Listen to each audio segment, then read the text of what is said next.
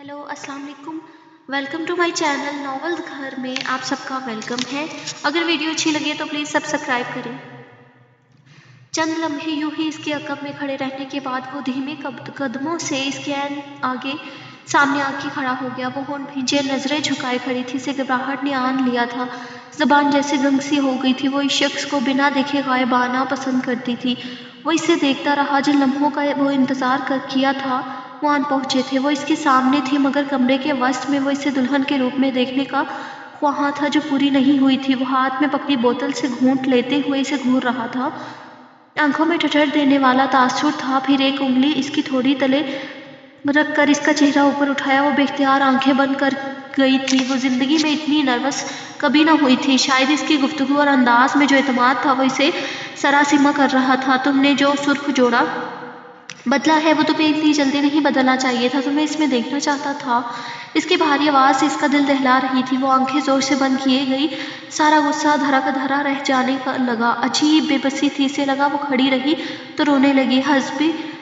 Haseeb women college के सामने गाड़ी पार्क किए फ्रंट सीट पर बैठा था। नफीस सी जीन्स और ब्लू टी शर्ट पहने जिससे इसके कसरती बाजू झांक रहे थे। आंखों पे स्टाइलिश सी सनग्लासेस लगाए वो एक बेपरवाह सा नौजवान लगता। इसकी नजरें गेट पर जमी इस दुश्मने जान की राह तक रही थी। इसे यूं विमेन कॉलेज के सामने खड़े होना ऑकवर्ड लगा था लेकिन निगाहें इसकी दीद की प्यासी थी। इसे दिल के सामने हार मानकर यहाँ आना पड़ा। छुट्टी हो गई। लड़कियों का रेला मेन गेट से बाहर आता दिखाई दिया। वो बेताबी से उसे ढूंढने लगा। इस वक्त इसके फ़ोन की घंटी बजी। स्क्रीन पर नज़र दौड़ाई तो रफ़ी इसे याद कर रहा था। इसने स्क्रीन को जैसे घूरा जैसे रफ़ी पे आंखें निकाल रहा हो। इससे क्या हो गया है जो याद कराए। बेतबारी से कॉल काट कर वो बुड़बुड़ाया और फ़ौरन फ़ोन डैशबोर्ड पर रखकर निगाहें इश्तियाक से गेट के सामने की तरफ मरकूज़ की जहाँ से इसे निकलना था। सब लड़कियां बाहर आ रही थी गाड़ियों में बैठ रही थी मगर वो गायब थी। आज कहीं छुट्टी तो नहीं कर ली इसने।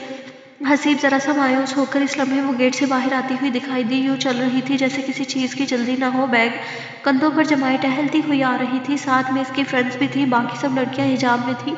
किसी ने स्कार्फ लिया हुआ था मगर वो मोहतरमा स्कार्फ को दुपट्टे की तरह गले में डाले हुए थी।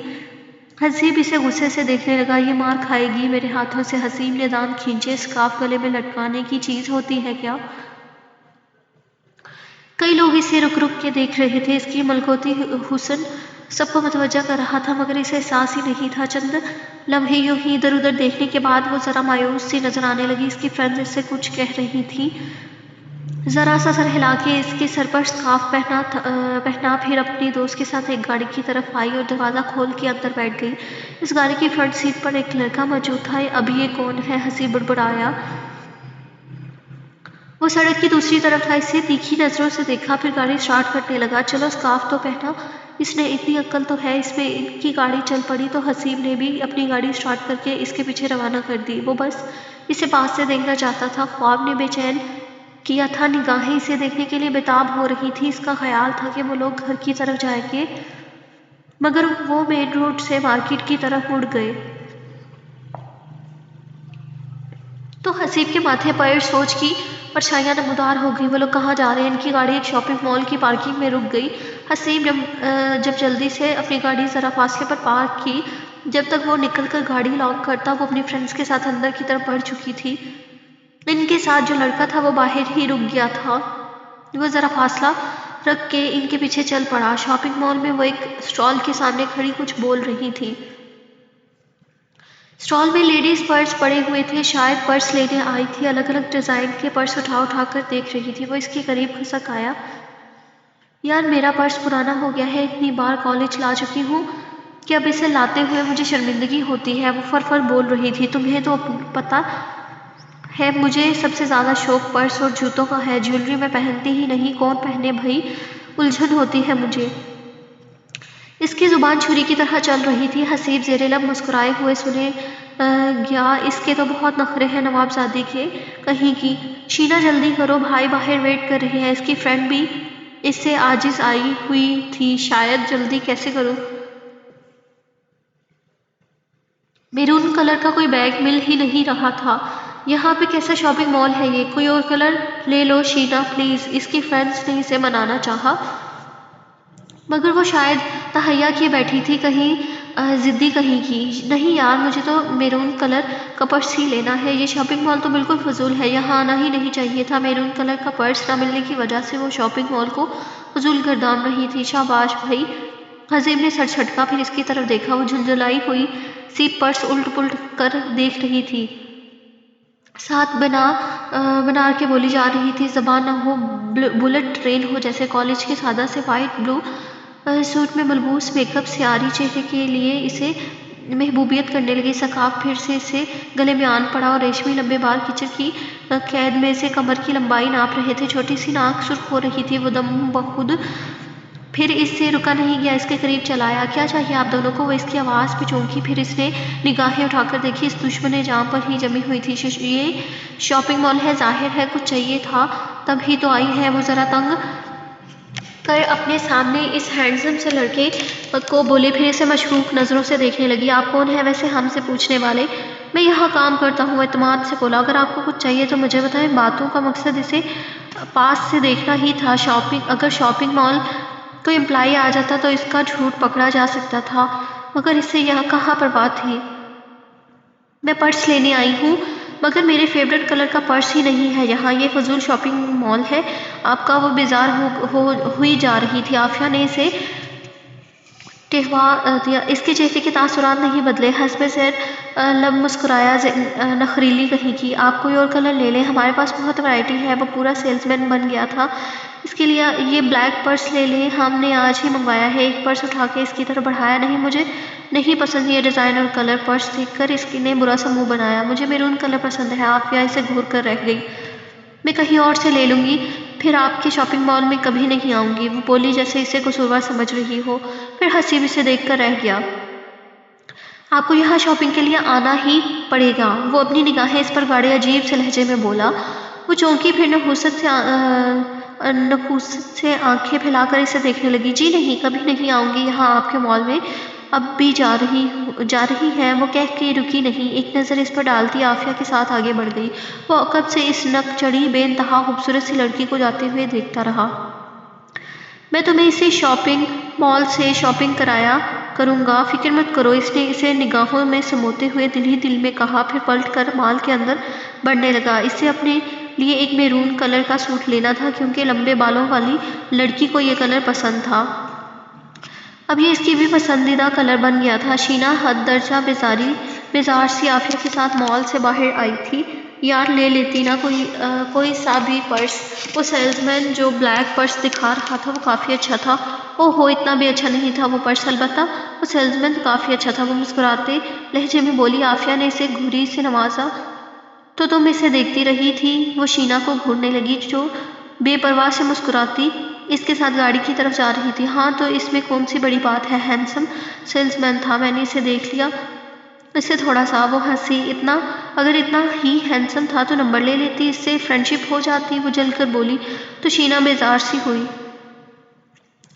دونوں پارکنگ ایریا میں گاڑی کی طرف جا رہی تھی۔ اتنا بھی ہینڈسم نہیں تھا جو میں اس سے نمبر لے لیتی، اگر تھا بھی تو میں کبھی نہ لوں کسی سے نمبر، ہونہا منہ بنا کر کہتی۔ وہ وہی مغرور سی شینا لگ رہی تھی۔ عافیہ نے ہونٹ بھینچ لیے۔ تمہارا بھائی تو انتظار کر کر کے سو گیا ہوگا۔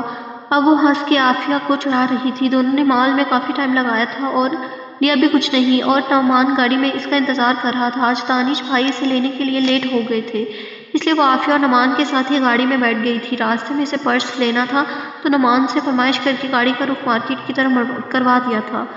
ہاں وہ تو ہوئے ہی ہوں گے، اب دعا کرو ہمیں چھوڑ کے ہی نہ چلے گئے ہوں، پھر ہمیں ٹیکسی یا رکشے میں جانا پڑے گا، عافیہ خفا خفا سی بولی۔ دونوں چلتی ہوئی پارکنگ ایریا میں آئی۔ نعمان کو گاڑی میں دیکھ کے ان کی جان میں جان آئی۔ نہیں گئے تمہارے بھائی، کافی فرمانبردار بھائی ہیں تمہارے۔ اگر یہ میرے بھائی صاحب ہوتے تو یا تو مال کے اندر آ کے ہماری عزت افزائی کرتے یا پھر چھوڑ کر ہی چلے جاتے۔ وہ دانش کو یاد کر کے ذرا ہنسی۔ ہاں میرے بھائی بہت فرمانبردار ہیں، تبھی تو میں ان کی شادی تم سے کراؤں گی، تاکہ تمہیں بھی نعمان بھائی کی صورت میں ایک فرمانبردار شوہر ملے۔ عافیہ دھیمی سی مسکان لیے اپنی بیسٹ فرینڈ کو دیکھ کے بولی۔ شینا نے اس کی بات کو مذاق میں اڑانا چاہا، پھر اس کے چہرے پر سنجیدگی بھرے تاثرات دیکھ کر جذبر ہوئی اسے گھورا۔ تمہارے مائنڈ میں کہاں سے آ گئی یہ بات کہ میں تمہارے بھائی سے شادی کر لوں گی؟ ابھی ایک مصیبت سے جان چھوٹی ہے، اوپر سے تم بھی ایسی باتیں کر رہی ہو عافیہ۔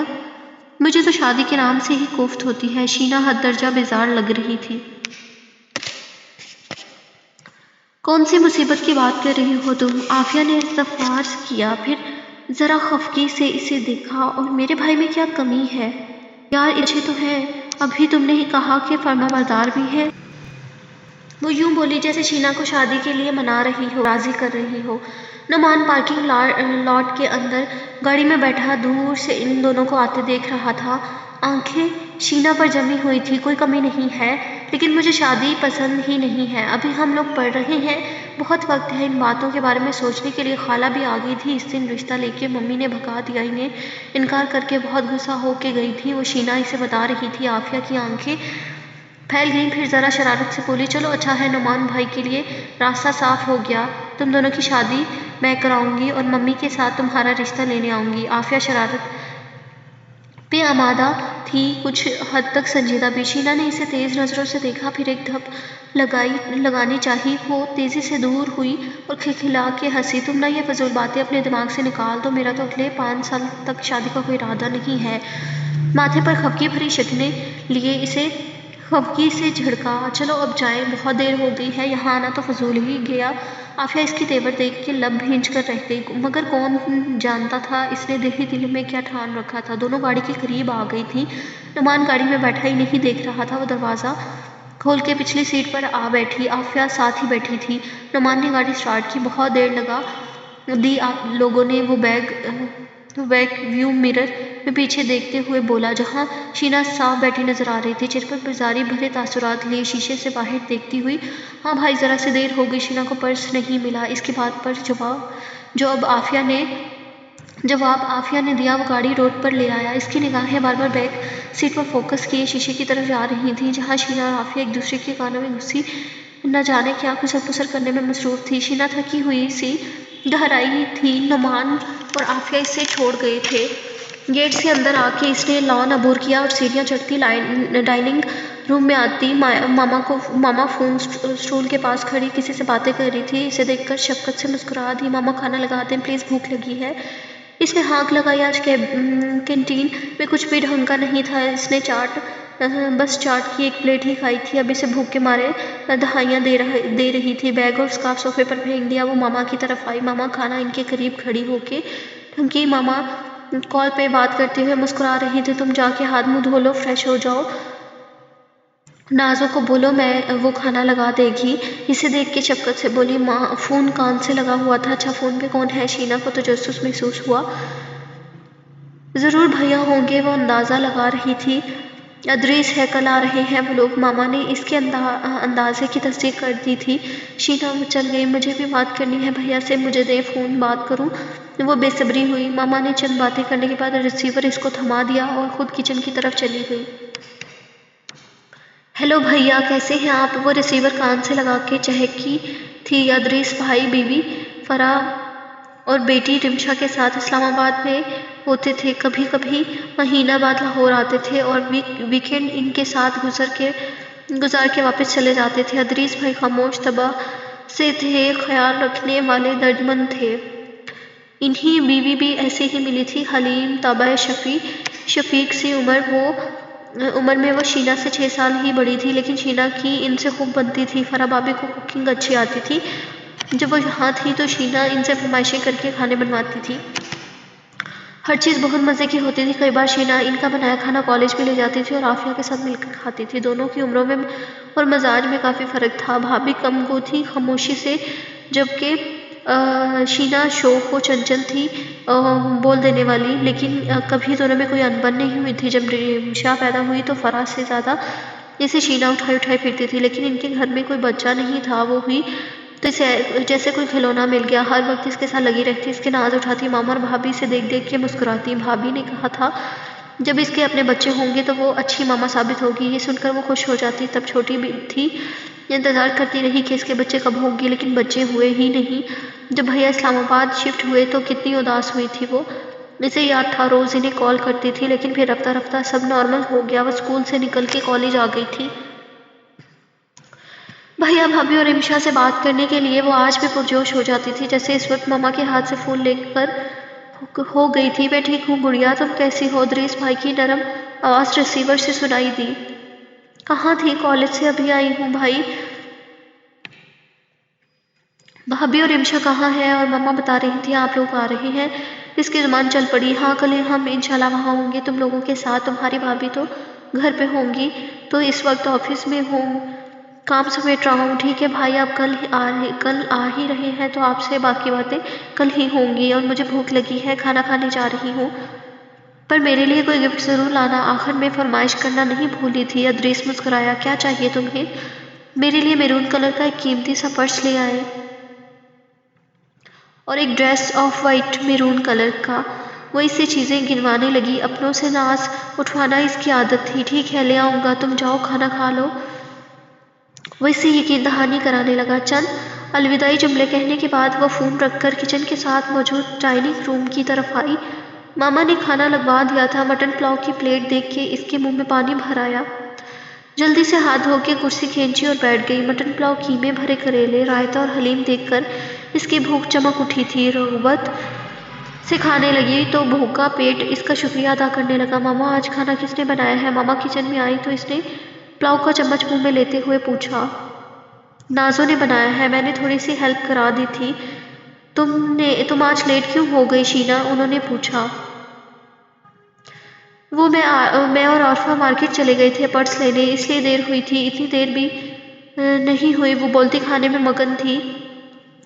नगीना टेबल के पास खड़ी प्यार से इसे देखने लगी। यकलख्त इनकी आंखों में आंसू उमड़ आए। शीना खाने में मसरूफ थी। आंखें उठा के मामा को देखा तो इनकी आंखों में तैरती नमी इसे एक लम्हे के लिए बुखला कर रख गई। वो भुंचकी रह गई। मामा क्या हुआ है? आप रो रही हैं? वो परेशान से उठ के मामा के पास आई थी, जिनके आंसू गालों को भिगो रहे थे, जिन्हें वो दुपट्टे से रगड़ रही थी। मामा क्या हुआ? क्यों रो रही हैं आप? आई एम सॉरी, मैं मार्केट आपको बता के नहीं गई। मुझे कॉलेज में ख्याल आया पर्स लेने का, इसलिए वहाँ से चली गई। वो हवास बाख्ता मस्तरब सी माँ के कंधे से लगी सफाई दे रही थी। नगीना दुखी दिल गिरफ्ता ही आंसू बहा रही थी। रोने का सबब शीना का लेट आना न था। उस्मान ने इन्हें शीना को शादी के लिए तैयार करने का कहा था और ये ख्याल ही नहीं रुला गया था। वो शीना को कैसे बताएं कि इसके बाप ने फैसला कर लिया है, इसे अमली जामिया पहनाना चाहता था। बेख्तियार उन्होंने शीना को अपने साथ लिपटा लिया। मामा फिर जहाँ भी जाऊँगी आपको बता के जाऊँगी, प्रॉमिस। आप रोएं तो नहीं? वो इनके साथ लगी आने वाले तूफान से बेखबर इन्हें चुप कराने की अपनी सी कोशिश कर रही थी। हसीब ड्राइंग रूम के अंदर सोफे पर बैठा था, पाँव जूतों से आज़ाद सामने पड़ी टेबल पर रखे हुए थे। इसने शर्ट पहनने की हिम्मत नहीं की थी। बिना आस्तीनों वाली बुनियान और जीन्स पहने बिखरे बालों के साथ इस सुलझे हुए हुलिये में बेहद जाज़ब लग रहा था। शेप ज़रा सी बढ़ गई थी और साफ रंगत पर भली लग रही थी। इसके करीब सोफे पर बड़े नोटों की चंद गड्डियाँ पड़ी हुई थीं और नोटों का एक छोटा सा ढेर था, जिन्हें वो तरतीब से रख रहा था। सामने तपाई पे कोल्ड ड्रिंक्स के कई खाली टन पड़े हुए थे। ये बेल रिंग की आवाज़ थी जिसने इनका इन्हमाक तोड़ा था। बाहर कोई खड़ा घंटी के बटन पर उंगली रखकर भूल गया था। वो मसलसल बज रही थी। कौन है जो इस वक्त नाजिल हुआ है? वो झुंझलाया, फिर नोटों को पाँव में पड़े एक ब्रीफकेस में भर के सोफे के नीचे धकेला और चप्पल पहनकर होंठ भींचे बाहर की तरफ आया। दरवाज़ा खोल के सनम को अपने सामने देखकर वो एक लम्हे के लिए हैरान रह गया, फिर इसके माथे पर बल पड़े। सामने मुस्कुरा रही थी। क्या यार हीरो, इतनी देर से बेल बजा रही हूँ, दरवाज़ा क्यों नहीं खोल रहे? सो रहे थे क्या? वो इसे बगौर देखती मुस्कुरा के बोली। इन खड़े मुंह क्या देख रहे हो? अंदर तो आने दो। तुम्हें यहाँ का एड्रेस किसने दिया? दर्श अंदाज में पूछा। इसे देखकर हसीब की आंखें सुलग उठी थी। वो इतने बेहुदा हुलिये में थी कि हसीब का दिल किया दरवाज़ा फौरन बंद कर दे। वो शायद इसका इरादा भांप गई थी। नहीं प्लीज़, दरवाज़ा बंद मत करना हसीब, मुझे तुम्हारी मदद की ज़रूरत है, प्लीज़। मुस्कुराहट इसके होठों से गायब हुई थी। इसकी जगह आंखों में एक इल्तिजा सिमट आई। हसीब ने इसकी आंखों में झांका, वहाँ सच्चाई की हल्की सी रमक थी। इसके लिबास से आंखें चुराते हुए इसने रास्ता छोड़ दिया। वो जल्दी से अंदर आई। इस नॉवल का नेक्स्ट पार्ट आप देखेंगे मेरी नेक्स्ट वीडियो में। अगर आपको वीडियो अच्छी लगे तो प्लीज़ मेरे चैनल को सब्सक्राइब करें, वीडियोज़ को लाइक शेयर और कॉमेंट में अपनी राय का इजहार ज़रूर करें। अपना ढेर सारा ख्याल रखें।